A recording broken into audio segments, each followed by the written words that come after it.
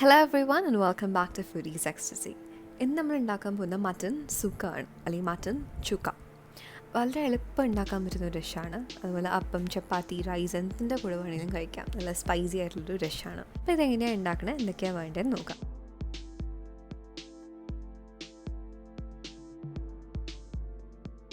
അപ്പോൾ ഞാനിവിടെ 300 grams മട്ടനാണ് എടുത്തേക്കുന്നത്. ഓക്കെ, നല്ല ക്ലീൻ ചെയ്തെടുക്കാം. നിങ്ങൾക്ക് ബോൺലെസ് ആയിട്ട് എടുക്കാം, അല്ലെങ്കിൽ വിത്ത് ബോൺ എടുക്കാം. ഞാനിവിടെ മിക്സ് ആയിട്ട് എടുത്തേക്കുന്നത്. ഓക്കെ, അപ്പോൾ നല്ലതായിട്ട് ക്ലീൻ ചെയ്ത് വെക്കാം.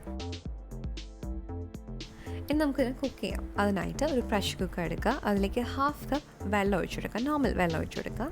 അതിലേക്ക് നമ്മൾ മട്ടൺ ആഡ് ചെയ്ത് കൊടുക്കാം. ഇനി ഇതിലേക്ക് ആഡ് ചെയ്യാൻ പോകുന്നത് ഒരു 1/2 ടീസ്പൂൺ മഞ്ഞൾപ്പൊടിയാണ്.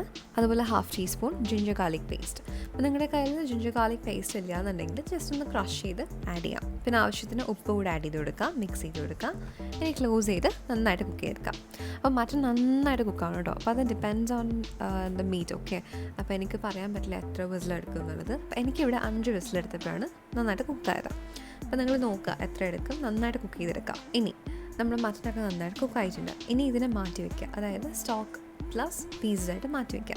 ഇനി ഒരു പാൻ ചൂടാക്കുക. അതിലേക്ക് 2 ടേബിൾ സ്പൂൺ വെളിച്ചെണ്ണ അല്ലെങ്കിൽ വെജിറ്റബിൾ ഓയിൽ ആഡ് ചെയ്യാം.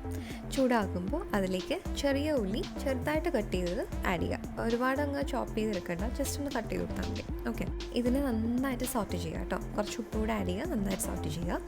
സോഫ്റ്റ് ആകണം, അതുപോലെ നല്ല ട്രാൻസ്പെറൻ്റ് ആയിട്ട് വരണം. അപ്പോൾ നന്നായിട്ട് സോട്ട് ചെയ്ത് കൊടുക്കുക. അപ്പോൾ ചെറിയ ഉള്ളി നല്ല സോഫ്റ്റായി വന്നിട്ടുണ്ട്. ഇനി ഇതിലേക്ക് നമുക്ക് കറിവേപ്പില ആഡ് ചെയ്ത് കൊടുക്കാം. കുറച്ച് ഒരു സ്റ്റെം എടുക്കുക, കുറച്ച് ആഡ് ചെയ്യുക. ഇനി നന്നായിട്ട് സോട്ട് ചെയ്ത് കൊടുക്കുക. ഇനി ഇതിലേക്ക് ഞാൻ ആഡ് ചെയ്തിരിക്കുന്നത് 2 പച്ചമുളകാണ്. അതിന് ചെറുതായിട്ട് സ്ലിറ്റ് ചെയ്ത് ആഡ് ചെയ്തിട്ടുണ്ട്. ഓക്കെ, അപ്പം അതും നന്നായിട്ട് സോട്ട് ചെയ്ത് കൊടുക്കുക. പച്ചമുളകിൻ്റെ ആ ഒരു പച്ചമണമൊക്കെ ഒന്ന് മാറുന്നവരെ സോട്ട് ചെയ്ത് കൊടുക്കുക. ഇനി ഇതിലേക്ക് 1 teaspoon ginger garlic paste add ചെയ്യാം. പേസ്റ്റ് ഇല്ലാന്നുണ്ടെങ്കിൽ നന്നായിട്ട് ക്രഷ് ചെയ്തിട്ട് ആഡ് ചെയ്താൽ മതി. നന്നായിട്ട് സോട്ട് ചെയ്ത് കൊടുക്കാം. അപ്പോൾ എല്ലാത്തിൻ്റെയും പച്ചമണം മാറിയിട്ടുണ്ട്. അതുപോലെ ചെറിയ ഉള്ളി നല്ല ട്രാൻസ്പെറൻ്റ് ആയിട്ടുണ്ട്. ഇനി ഇതിലേക്ക് ഒരു വലിയ ടൊമാറ്റോ ചോപ്പ് ചെയ്താണ് ആഡ് ചെയ്യുന്നത്. നന്നായിട്ട് സോട്ട് ചെയ്ത് കൊടുക്കാം.